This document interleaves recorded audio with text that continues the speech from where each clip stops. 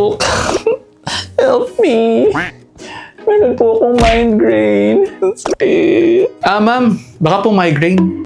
Basta yun na nga, Dok. Basta masakit yung ulo ko, tapos one side lang yung masakit. Dito, Dok, basta tumitibok-tibok. Basta ang sakit. Magagawin ko dito, Dok, kapag ganito. Sa ngayon naman, ma'am, mayroon pong bagong gamot na nakakatulong sa panggagamot ng migraine. Ito po ay sa generic na Rimegepant. Binababad lamang po sa bibig and then po pwede po kayo matulog muna. And after 1 to 2 hours, po pwede po makaramdam ng ginhawa.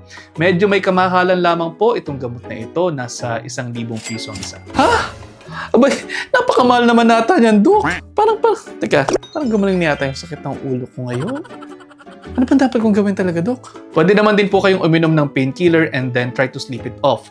Dapat din po, bawas kayo sa mga pwedeng triggers nito. Alam mo, napansin ko nga, Dok, na kapag kumakain ako ng tsokolate, tapos yung cheese, minsan kape nga eh. Ang sakit-sakit na ng ulo ko. So, ibig sabihin nun, Dok, goodbye muna sa mga chocolate sa bigyan ng jowa ko. Ganun na nga, ma'am.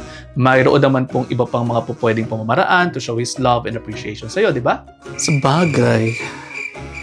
Sige, Dok. Pareseta nila ako ng gamot na bibilin, ha? Pero, alam mo, medyo umayos na nga yata yung headache ko, Dok. Dito yung sakit kanina. Ngayon, nung nalaman ko na mataas yung presyo ng gamot, parang umayos-ayos na nga yata ako. My goodness!